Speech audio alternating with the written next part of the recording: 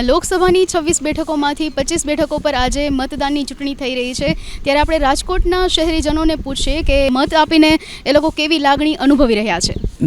મત દેવા આવ્યા છીએ ને બધા મત આપજો, આપવો જોઈએ. આ તો અમે અત્યારે અમારો લોકસભાનો મત આપ્યો અને બધાને અપીલ કરું છું કે બધાએ વહેલી તકે મત આપવો જોઈએ.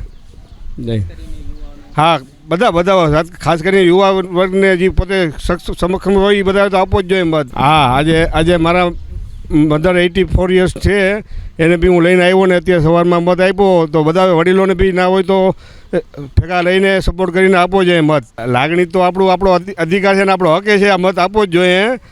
બધાએ સમજીને પોતાનું મન સમજીને જ આપવો જોઈએ મત. જી દાદા, આપનું નામ શું છે? મારું નામ કનુભાઈ શાહ, અને હું યુવાનને અને વૃદ્ધોને તમામ ભાઈઓ બહેનોને અપીલ કરું છું કે તમારો મત જરૂર આપશો. એ તમારો અધિકાર છે. 5 વર્ષ માટે જો તમારે શાંતિથી જીવવું હોય તો મત જરૂર આપજો. થોડીક તકલીફ પડશે પણ કંઈ વાંધો નહીં, તકલીફ લઈને પણ મત આપવા નીકળજો. આળસ નહીં કરતા. પહેલાં મતદાન પછી જલપાન.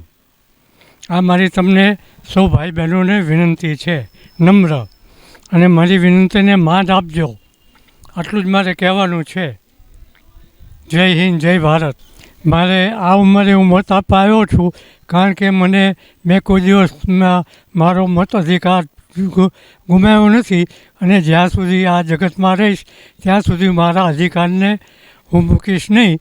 માટે તમને બધાને, યુવાનોને, યુવકને, વૃદ્ધોને, જેને મત અધિકાર છે તમામને વિનંતી કરું છું કે તમારો મતનો ઉપયોગ જરૂરથી કરશો. જય હિન્દ, જય ભારત.